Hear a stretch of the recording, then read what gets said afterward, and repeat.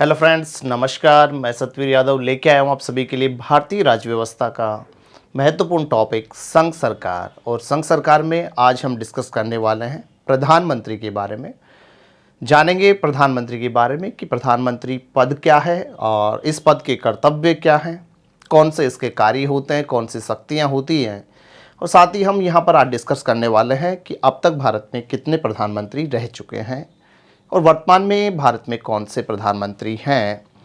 इन सभी के बारे में इस क्लास में हम विधिवत रूप से आज जानकारी प्राप्त करेंगे। तो चलिए दोस्तों, स्टार्ट करते हैं आज का ये सेशन। तो बात करें प्रधानमंत्री। प्रधानमंत्री होता कौन है? प्राइम मिनिस्टर की अगर बात की जाए तो प्राइम मिनिस्टर देश का शासनाध्यक्ष होता है, हेड ऑफ गवर्नमेंट होता है। फर्स्ट थिंग यहाँ पे ध्यान रखने वाली चीज़ है कि प्रधानमंत्री देश का क्या है? शासन अध्यक्ष होता है, शासनाध्यक्ष होता है। राष्ट्रपति की अगर बात करें, राष्ट्र का जो अध्यक्ष होता है वो राष्ट्रपति होता है, जबकि देश का जो शासनाध्यक्ष होता है, शासन का अध्यक्ष जो होगा वो प्रधानमंत्री होता है। वहीं वास्तविक कार्यपालिका का जो अध्यक्ष है, वो वास्तविक कार्यपालिका का अध्यक्ष भी कौन होता है? प्रधानमंत्री, डी फैक्टो एग्जीक्यूटिव चेयरमैन। ध्यान दीजिएगा, डी ज्यूरे की बात करें तो डी ज्यूरे में आएगा कौन? वैधानिक जो प्रमुख है, संवैधानिक जो प्रमुख है वो राष्ट्रपति होता है, जबकि वास्तविक जो प्रमुख की बात करें, डी फैक्टो की अगर बात की जाए तो डी फैक्टो में कौन आएगा? वास्तविक जो अध्यक्ष होता है वो प्रधानमंत्री होता है। ठीक है, डी ज्यूरे में राष्ट्रपति होगा, वैधानिक प्रमुख राष्ट्रपति है, जबकि वास्तविक जो प्रमुख है वो प्रधानमंत्री होता है। प्रधानमंत्री केंद्रीय मंत्रिमंडल का क्या होगा? प्रधान होता है दोस्तों। केंद्रीय मंत्रिमंडल का प्रधान भी कौन होता है? प्रधानमंत्री होता है। साथ ही हमें यह भी ध्यान में रख लेना होगा, प्रधानमंत्री के बारे में कुछ तर्क दिए गए हैं, अलग अलग विद्वानों के तर्क रहे हैं जिनको भी हमें जान लेना चाहिए। यहाँ पर एक महत्वपूर्ण तर्क है मिस्टर आइवर जेनिंग्स का, जो कहते हैं कि प्रधानमंत्री जो होता है वो सूर्य के समान होता है। प्रधानमंत्री सूर्य के समान होता है, जिसके चारों ओर मंत्री रूपी जो ग्रह हैं, मंत्री रूपी ग्रह क्या करते हैं?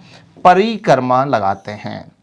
तो मंत्री रूपी ग्रह जिसके चारों ओर परिक्रमा लगाते हैं, एक ऐसा व्यक्ति, यानी कि प्रधानमंत्री का जो पद है, प्रधानमंत्री कुछ इस प्रकार की स्थिति में होता है। ये प्रधानमंत्री है, प्रधानमंत्री के चारों ओर, आइवर जेनिंग्स कह रहा है कि प्रधानमंत्री के चारों ओर जो मंत्री रूपी ग्रह हैं ये क्या करते हैं? परिक्रमा लगाते हैं।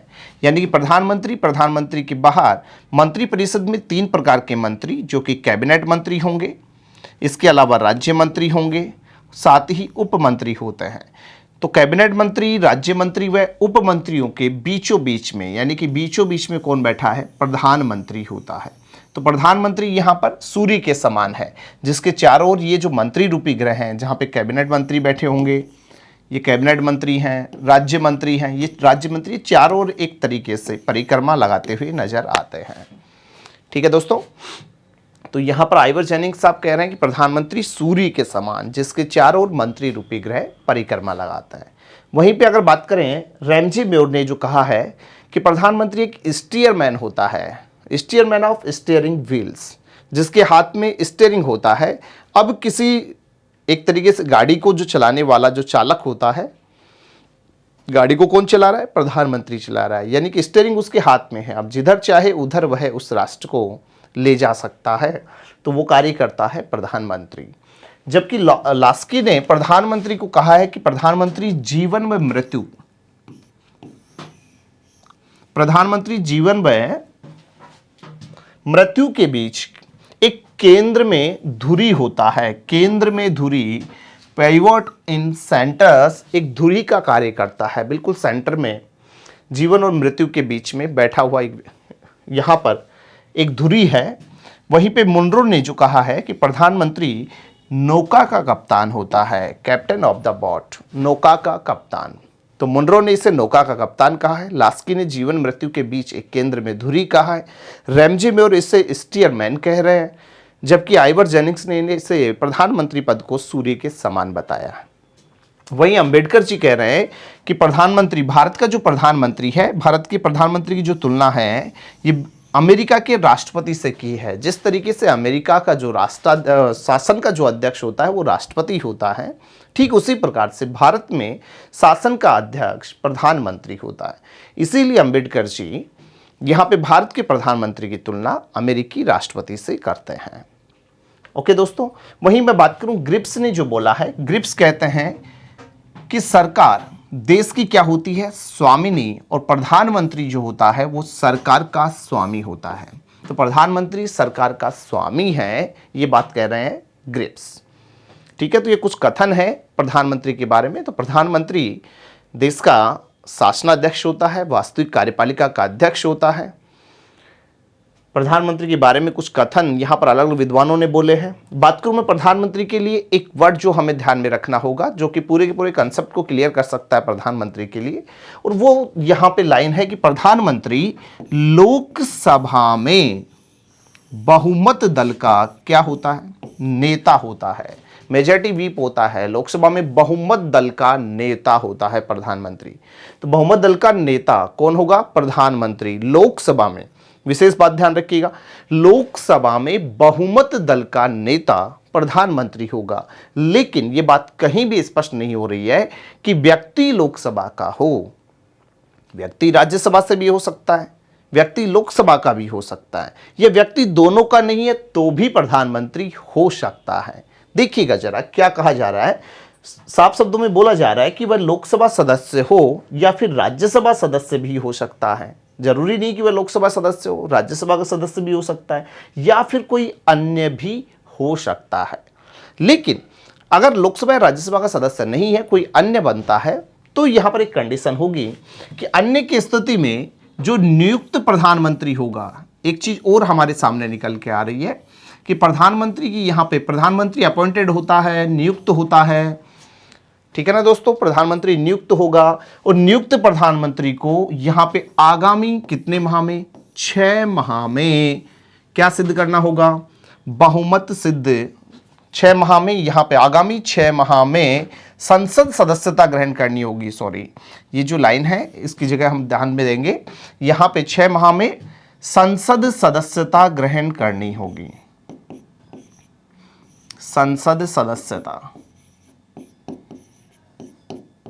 संसद सदस्यता ग्रहण करनी होगी आगामी 6 माह में, यानी उसे संसद का सदस्य बनना ही होगा। 6 माह में संसद सदस्य बनना होगा, इस चीज को ध्यान में रखिएगा। आगामी 6 माह में संसद सदस्यता ग्रहण करनी होगी। ये बात समझ में आई? वापस से सुनिएगा, इसको हम इस तरीके से ध्यान में दे सकते हैं।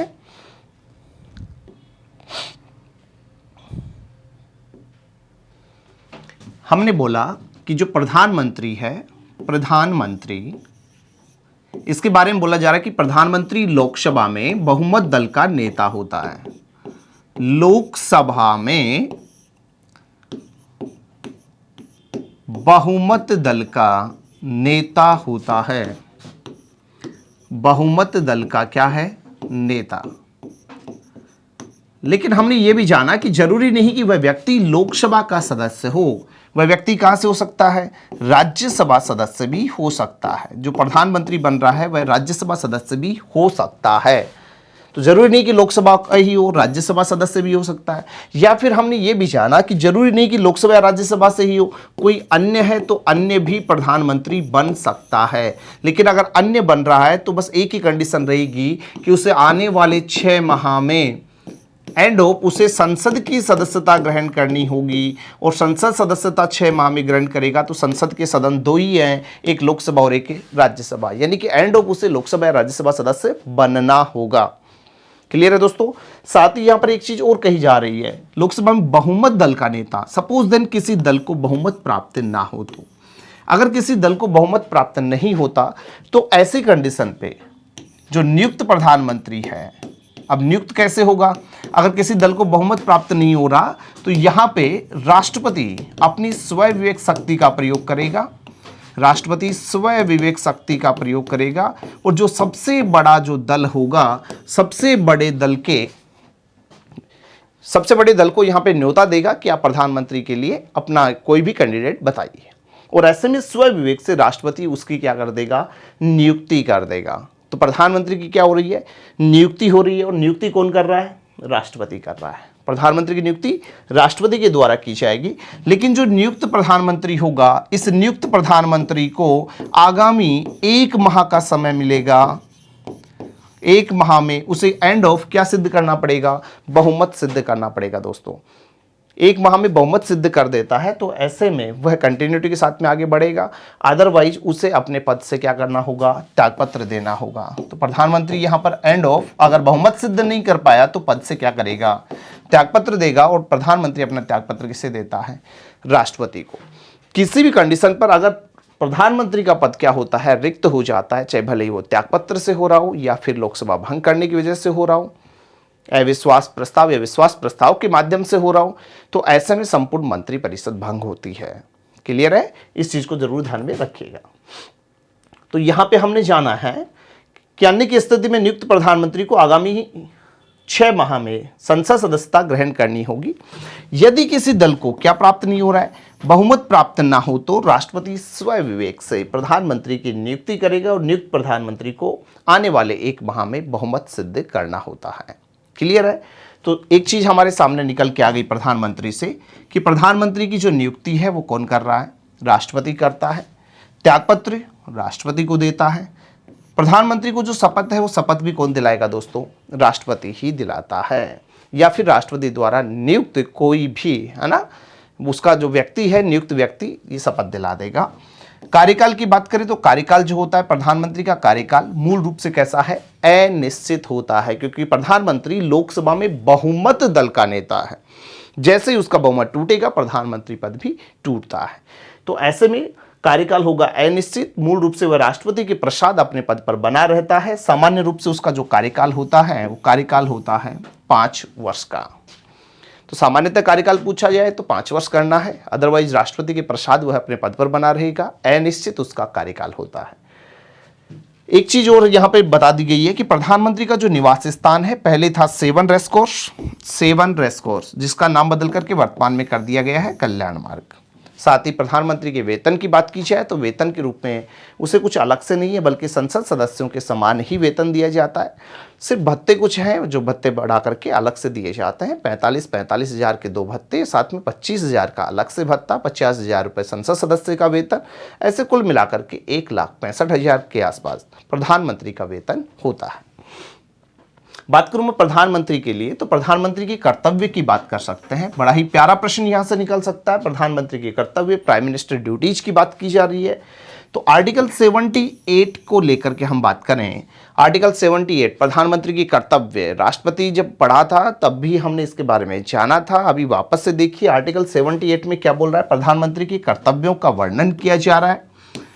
और प्रधानमंत्री लोकसभा को समय से पूर्व भंग करने की, लोकसभा को समय से पूर्व भंग करने की सिफारिश कौन करता है, प्रधानमंत्री। किससे करेगा, राष्ट्रपति से करता है। ठीक है, एक चीज ये ध्यान में रख लेना होगा, आर्टिकल 78 में प्रधानमंत्री कर्तव्य है, साथ ही ये जानना है कि प्रधानमंत्री लोकसभा को समय से पूर्व भंग करने की सिफारिश राष्ट्रपति से करता है। नेक्स्ट कार्य, संसद सत्र की बात कर रहा है, सेशन को आहूत करने यानी कि प्रारंभ करने और उसका अवसान करने की सिफारिश भी राष्ट्रपति को कौन करेगा, प्रधानमंत्री ही करता है।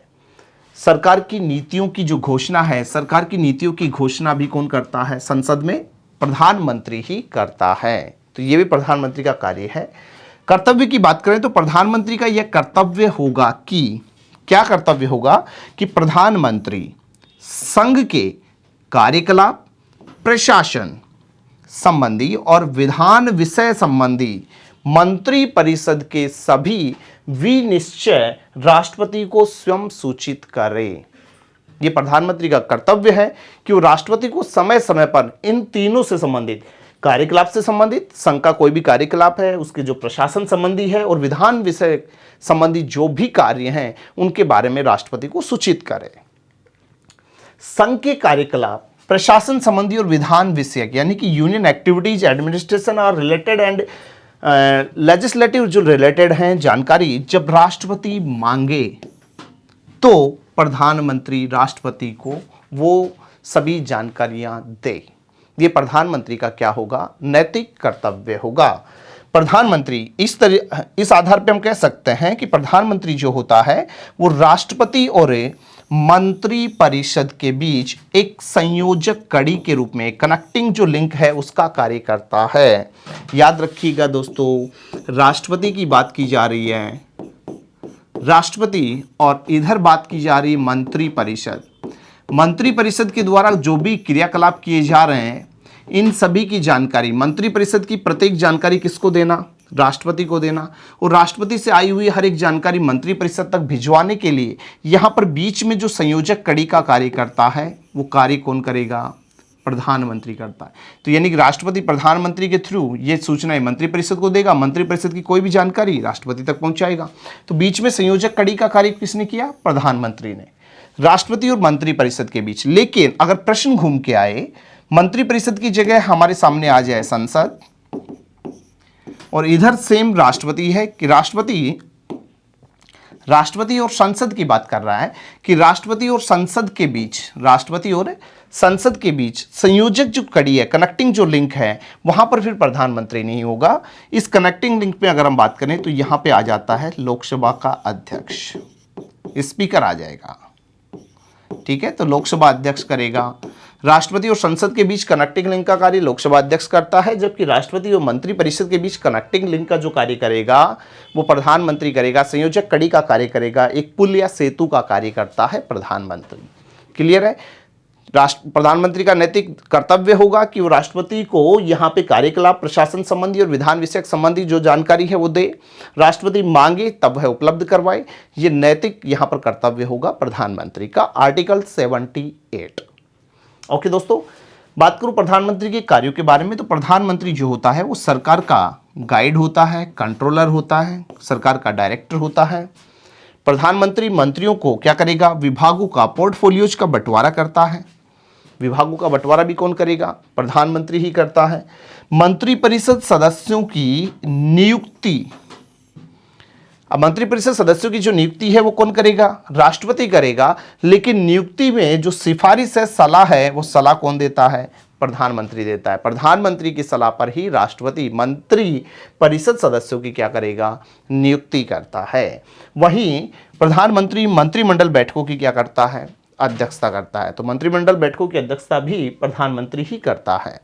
एक और चीज हमें जान लेनी होगी कि प्रधानमंत्री के पास में सदैव चार जो निधियां हैं, चार जो ये फंड हैं, ये हमेशा प्रधानमंत्री अपने पास में रखता है, जिसमें नंबर 1 है प्रधानमंत्री राष्ट्रीय राहत कोष, प्रधानमंत्री छात्र राहत कोष, प्रधानमंत्री रक्षा कोष और लोक कला संवर्धन के लिए प्रधानमंत्री जो कोष है, ये चारों निधियां प्रधानमंत्री अपने पास रखता है।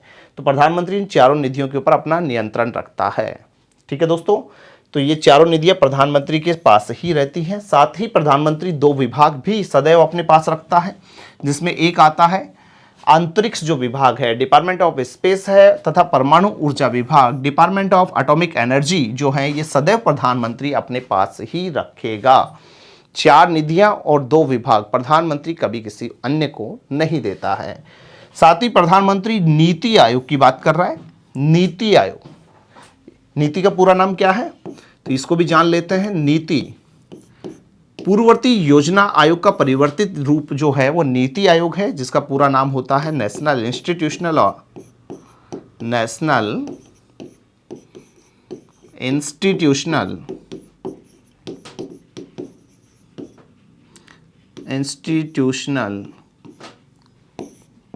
फॉर ट्रांसफॉर्मिंग इंडिया, अर्थात राष्ट्रीय भारत परिवर्तन संस्थान। नीति का पूरा नाम है राष्ट्रीय भारत परिवर्तन संस्थान। नीति आयोग, राष्ट्रीय विकास परिषद, नेशनल जो डेवलपमेंट काउंसिल है, एनडीसी जो है, अंतरराज्य परिषद, इंटर स्टेट काउंसिल जो है, इनका क्या होता है? प्रधानमंत्री अध्यक्ष होता है। क्लियर है दोस्तों? तो वापस से ध्यान दीजिएगा, प्रधानमंत्री देश का शासनाध्यक्ष होता है, वास्तविक कार्यपालिका का अध्यक्ष होता है। प्रधानमंत्री लोकसभा में बहुमत दल का नेता होता है, लेकिन जरूरी नहीं कि वह लोकसभा सदस्य हो। राज्यसभा सदस्य भी हो सकता है या कोई अन्य भी हो सकता है। अन्य है तो 6 माह में संसद सदस्यता लेनी होगी। अगर किसी दल को बहुमत नहीं मिल रहा है तो ऐसे में सबसे बड़ा जो दल होगा, ऐसे में राष्ट्रपति स्वविवेक से उस दल के किसी व्यक्ति को या बहुमत जो प्राप्त व्यक्ति है उसे क्या करेगा, प्रधानमंत्री पद के लिए स्वविवेक से नियुक्ति दे देगा। लेकिन नियुक्त जो प्रधानमंत्री होगा उसे आगामी 1 माह में अपना बहुमत सिद्ध करना होता है, और बहुमत सिद्ध ना किए जाने की स्थिति में राष्ट्रपति को संबोधित अपना त्यागपत्र देना होता है। तो हमने ये जाना कि प्रधानमंत्री की नियुक्ति राष्ट्रपति करेगा, प्रधानमंत्री अपना त्यागपत्र राष्ट्रपति को देगा, उसको शपथ राष्ट्रपति दिलाएगा। साथ ही हमने ये भी जान लिया कि प्रधानमंत्री का जो वेतन है वो संसद सदस्य के समान ही होता है। कार्यों के ऊपर भी हमने बात की है, कर्तव्यों की हमने बात कर ली है। कर्तव्य मूल रूप से होगा कि राष्ट्रपति जब सूचना मांगे तो सूचना दे, और नैतिक कर्तव्य है कि वह विधान विषयक संबंधी या प्रशासन से संबंधित कार्यकलापों से संबंधित हर एक सूचना राष्ट्रपति को दे। साथ ही हमने ये भी जाना 4 निधियां और 2 विभाग सदैव प्रधानमंत्री अपने पास ही रखता है। तो चलिए दोस्तों, अब बात करते हैं अब तक के प्रधानमंत्री। और अब तक के प्रधानमंत्रियों की बात करें तो सबसे पहले हमारे सामने आ रहे हैं देश के पहले प्रधानमंत्री पंडित जवाहरलाल नेहरू जी, जिनका कार्यकाल 1947 से लेकर 64 के बीच में है। भारत के प्रथम प्रधानमंत्री हैं, प्रथम प्रधानमंत्री, साथ ही भारत के प्रथम मनोनीत प्रधानमंत्री हैं। ऐसे प्रधानमंत्री रहे हैं पंडित जवाहरलाल नेहरू जी, जिनको यहाँ पे शपथ जो है वो लॉर्ड माउंटबेटन ने शपथ दिलाई थी। लॉर्ड माउंटबेटन ने शपथ दिलाई है। लोकतांत्रिक विकेंद्रीकरण के जनक हैं, भारतीय विदेश नीति के जनक हैं। भारत में पंचवर्षीय योजनाओं के जो जनक हैं वो भी पंडित जवाहरलाल नेहरू जी हैं। नदी घाटी परियोजना के जनक हैं। वहीं पे गुटनिरपेक्ष आंदोलन के भी क्या है, जनक हैं पंडित जवाहरलाल नेहरू जी। पंडित जवाहरलाल नेहरू जी ने 29 अप्रैल 1954 को चीन के साथ, और चीन के चाओएन लाई हैं, इनके साथ में एक समझौता किया है। समझौते का नाम है पंचशील समझौता। तो प्रश्न आ जाए कि पंचशील समझौता किन देशों के मध्य हुआ, तो हमारा राइट आंसर होगा भारत व चीन। समझौता हो रहा है 29 अप्रैल 1954, 29 अप्रैल 1954 को चीन के साथ में पंचशील समझौता हुआ है। अगर प्रश्न आ जाए पंचशील सिद्धांत, यहाँ पे कंफ्यूज नहीं होना है। पंचशील समझौता पूछे तो ऐसे में भारत और चीन के बीच में हो रहा है, जबकि पंचशील जो सिद्धांत है, समझौते की जगह वर्ड लिखा आ रहा है दोस्तों सिद्धांत। तो पंचशील जो सिद्धांत है, ये पंचशील सिद्धांत महात्मा बुद्ध ने दिया है। ठीक है, पंचशील का जो सिद्धांत दिया था ये महात्मा बुद्ध ने दिया था, जबकि पंचशील समझौता भारत व चीन के बीच में हो रहा है। ओके, बात करूं 29 जून 1954 को चीन के साथ एक व्यापारिक समझौता हो रहा है, ट्रेड एग्रीमेंट भी किया है। वहीं 19 सितंबर 1960 को पाकिस्तान के साथ में एक समझौता हो रहा है जिसका नाम है सिंधु नदी जल समझौता। तो अच्छा प्रश्न है, सिंधु नदी जल समझौता किन देशों के बीच में हुआ, भारत व पाकिस्तान के बीच में हुआ, जिसके अंतर्गत अगर बात करें तो भारत के पंडित जवाहरलाल नेहरू जी, पाकिस्तान के आयूब खान साहब, इन दोनों के बीच ये समझौता हुआ 29 सितंबर 1960 को, जिसे नाम दिया गया था सिंधु नदी जल समझौता। वहीं 1962 में भारत चीन जो युद्ध हुआ है वो भी नेहरू जी कार्यकाल में हो रहा है, और इन सभी के परिणाम स्वरूप 1963 में पंडित नेहरू सरकार के विरुद्ध आचार्य JB कृपलानी जी के द्वारा नेहरू सरकार के विरुद्ध क्या लाया जा रहा है, अविश्वास प्रस्ताव, नो कॉन्फिडेंस मोशन लाया गया है। सबसे पहले भारत में पहले प्रधानमंत्री जिनके विरुद्ध अविश्वास प्रस्ताव आता है वो है पंडित जवाहरलाल नेहरू जी। सबसे पहली बार अविश्वास प्रस्ताव पंडित जवाहरलाल नेहरू जी के विरुद्ध, ठीक है ना, पंडित नेहरू जी के विरुद्ध आ रहा है। अविश्वास प्रस्ताव की बात करें तो अविश्वास प्रस्ताव विपक्ष के द्वारा लाया जाता है, सत्ता पक्ष के विरुद्ध लाया जाता है, और अविश्वास प्रस्ताव यदि पारित हो जाता है तो सरकार गिर जाती है। याद रखिएगा, अब तक टोटल 28 बार अविश्वास प्रस्ताव लाया जा चुका है। सबसे पहले पंडित नेहरू जी के विरुद्ध लाया गया था, अभी अंतिम बार जो लाया गया 2018 में वो लाया गया था यहाँ पे नरेंद्र मोदी जी के विरुद्ध। ठीक है दोस्तों, तो ये थोड़ा सा ध्यान में रख लीजिएगा। यहाँ पर ला रहे हैं कौन, JB कृपलानी जी, जबकि नरेंद्र मोदी जी के विरुद्ध यहाँ पर तेलुगु देशम पार्टी के लीडर रहे हैं जयदेव गल्ला जी, उनके द्वारा लाया गया था 2018 में। ठीक है, तो 1964 में पद पर रहते हुए यहाँ पर मृत्यु हो रही है पंडित जवाहरलाल नेहरू जी की, और पंडित नेहरू की जब मृत्यु होती है तो ऐसे में कार्यवाहक जो प्रधानमंत्री हैं भारत के वो बने थे गुलजारी लाल नंदा जी। याद रखिएगा, योजना आयोग के प्रथम जो उपाध्यक्ष हैं वो भी गुलजारी लाल नंदा जी ही रहे हैं, जबकि देश के पहले जो कार्यवाहक प्रधानमंत्री हैं वो भी गुलजारी लाल नंदा जी हैं। बात करूं यहाँ पे नंबर 2 प्रधानमंत्री, पंडित नेहरू की मृत्यु के बाद देश के दूसरे प्रधानमंत्री बन रहे हैं लाल बहादुर शास्त्री जी। 1964 से 66 का कार्यकाल किया है। भारत के शांति जनक कहलाते हैं। जय जवान जय किसान का इन्होंने नारा दिया है। 1965 का भारत पाक युद्ध इन्हीं के कार्यकाल में हो रहा है। ठीक है, वैसे लाल बहादुर शास्त्री जी की बात करें तो 51 से 56 तक ये केंद्रीय मंत्रिमंडल में मंत्री पद पर भी रह चुके हैं। 1930 में इन्होंने स्वतंत्रता आंदोलन में भागीदारी की थी। कांग्रेस पार्टी के महासचिव पद पर भी ये रह चुके थे। 10 जनवरी 1966 को पाकिस्तान के अयूब खान के साथ में इन्होंने एक समझौता किया और इस समझौते का नाम था ताशकंद समझौता। तो प्रश्न अच्छा है, ताशकंद समझौता कब हुआ था? 10 जनवरी 1966 को। और इसके ठीक बाद 11 जनवरी 1966 को ताशकंद में ही इनकी क्या हो गई थी? मृत्यु हो गई थी। भारत के ऐसे प्रधानमंत्री हैं जिनकी जो मृत्यु है, ये मृत्यु हुई थी कहाँ पे? विदेश में। और इनके समाधि स्थल को हम जानते हैं विजय घाट के रूप में।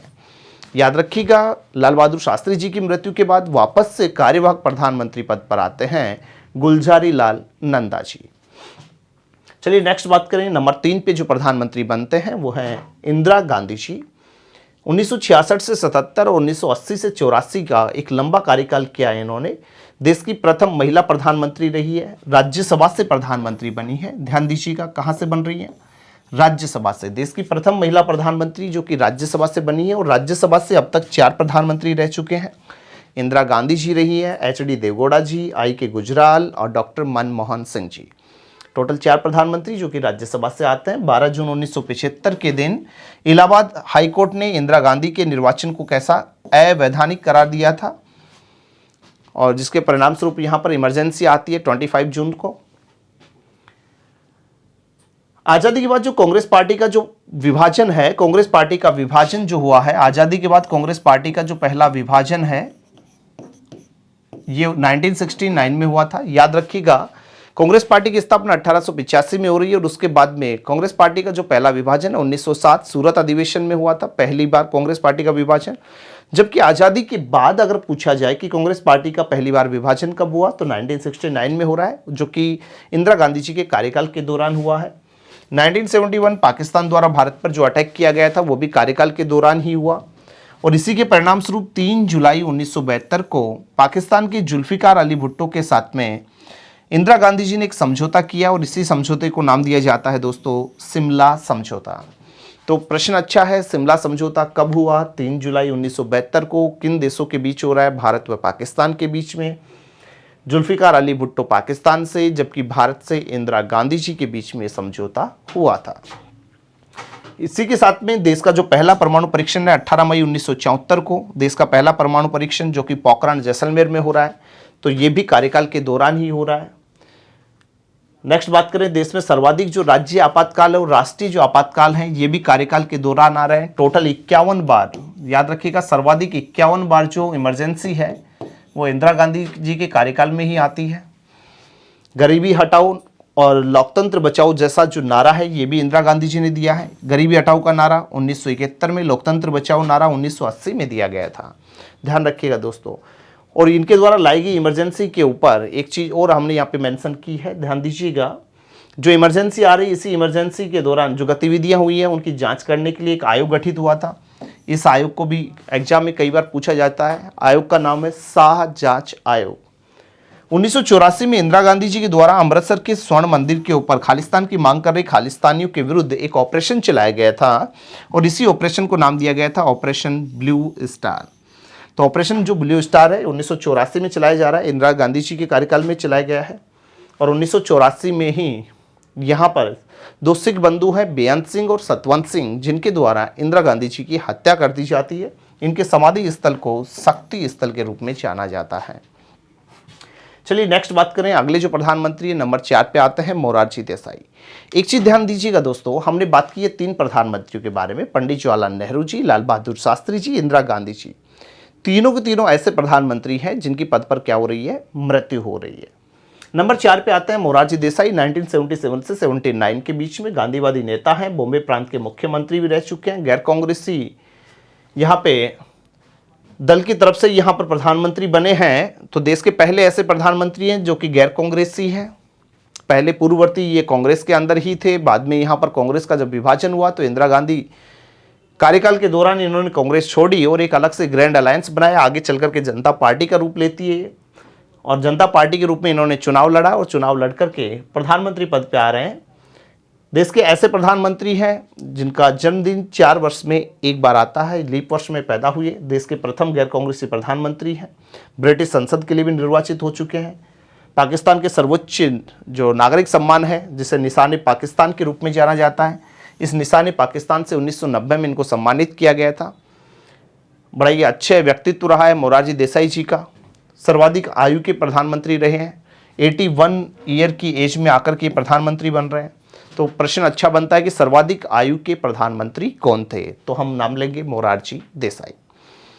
बात करें चौधरी चरण सिंह, 1979 से 80 के बीच में आते हैं, ग्रामीण एवं कृषि विकास के समर्थक रहे हैं। इन्होंने भारतीय क्रांतिकारी दल और लोक दल की भी स्थापना की है। अच्छी बात है, अच्छा प्रश्न उठ सकता है, लोक दल के संस्थापकों में नाम आता है चौधरी चरण सिंह का। किसान नेता है और इनका जन्मदिन जो होता है वो किसान दिवस के रूप में 23 दिसंबर को मनाया जाता है। भारत के ऐसे प्रधानमंत्री हैं चरण सिंह जी जिन्होंने कभी लोकसभा का सामना नहीं किया। लोकसभा में बहुमत दल का नेता प्रधानमंत्री होता है, जबकि चौधरी चरण सिंह कभी भी लोकसभा का सामना नहीं कर रहे हैं। यूपी में 2 बार मुख्यमंत्री और बाद में उप प्रधानमंत्री और गृह मंत्री भी बने हैं। बात करें नेक्स्ट राजीव गांधी जी के बारे में, और राजीव गांधी जी की बात करें तो भारत के सबसे युवा प्रधानमंत्री हैं, सबसे युवा प्रधानमंत्री। अगर बात करें युवा तो इनके 40 वर्ष की एज में ये क्या बन गए थे, 40 वर्ष की एज में क्या बने, प्रधानमंत्री बन गए थे। सर्वाधिक आयु की बात करें तो मोरारजी देसाई जी, सबसे युवा प्रधानमंत्री की बात करें तो राजीव गांधी जी। भारत में आईटी क्रांति के जनक हैं, इंफॉर्मेशन टेक्नोलॉजी सूचना प्रौद्योगिकी के जनक हैं। पंजाब के साथ लॉन्गोवाल समझौता किया था इन्होंने, पंजाब समझौते के नाम से भी जाना जाता है। आधुनिक पंचायती राज के जनक कहलाते हैं।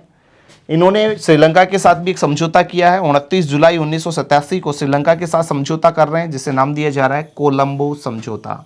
श्रीलंका के जयवर्धने जी के साथ में राजीव गांधी जी द्वारा एक समझौता किया गया था जिसे नाम दिया गया था कोलंबो समझौता, 29 जुलाई 1987 को।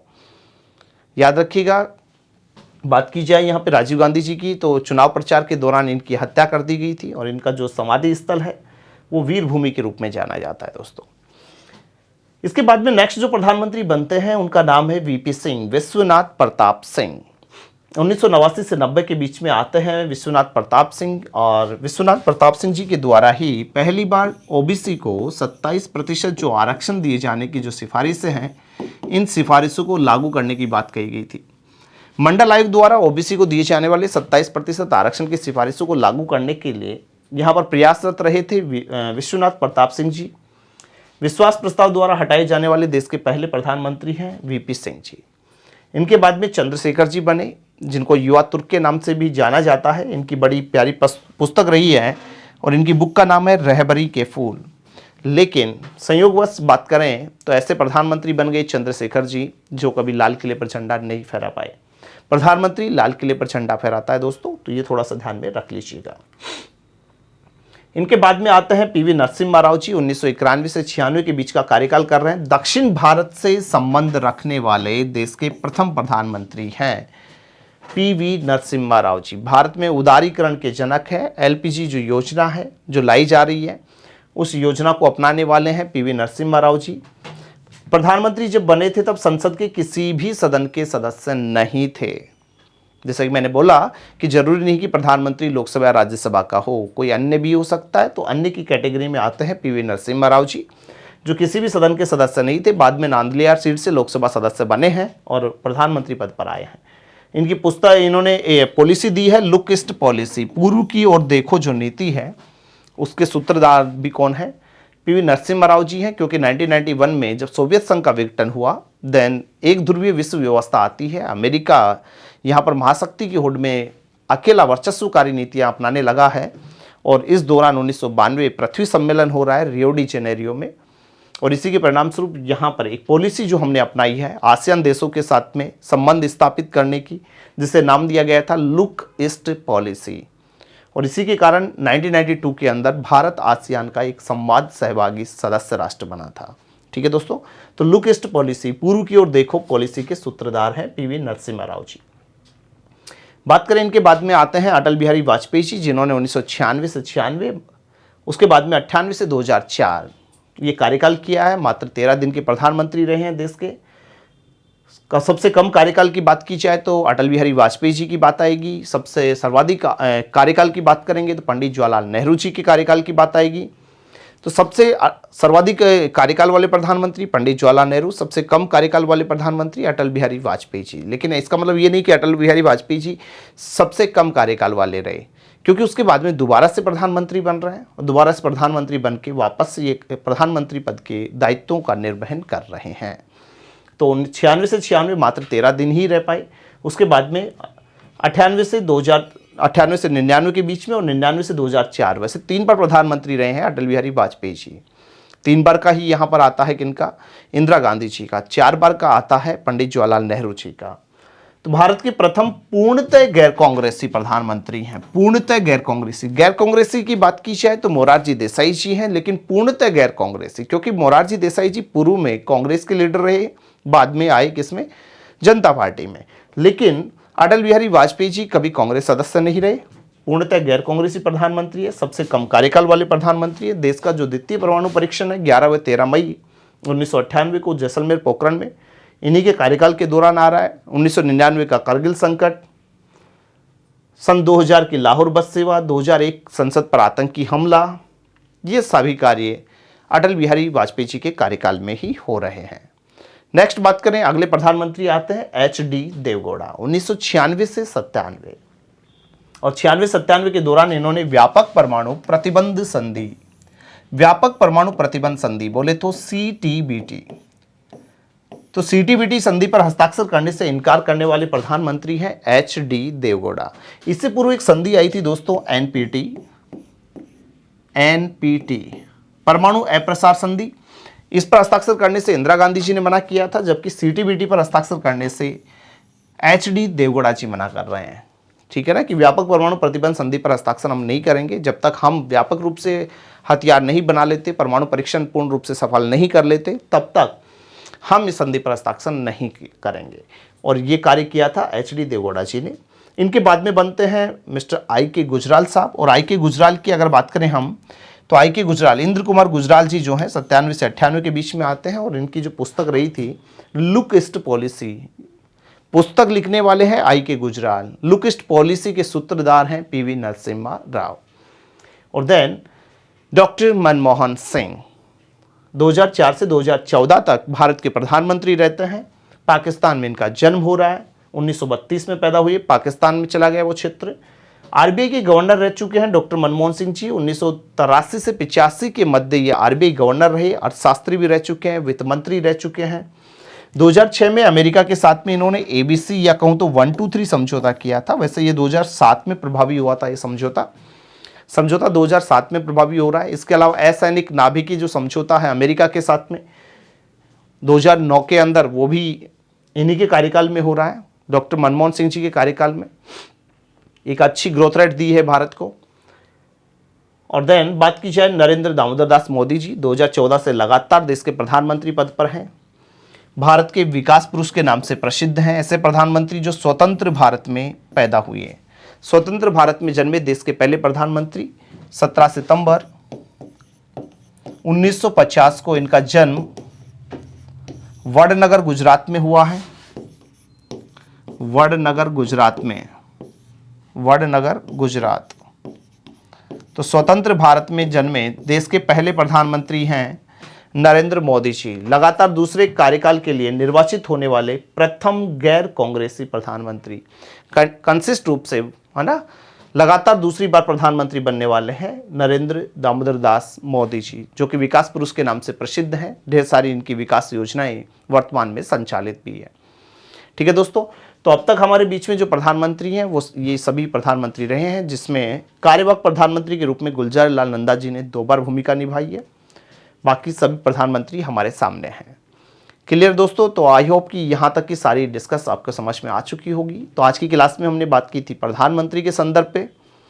प्रधानमंत्री साथ ही जाना था प्रधानमंत्री के कर्तव्य, उसके कार्य और अब तक के प्रधानमंत्री के बारे में। तो मिलते हैं फिर से, आप सभी से मुलाकात करते हैं एक नेक्स्ट क्लास में नए टॉपिक के साथ में। तब तक के लिए नमस्कार।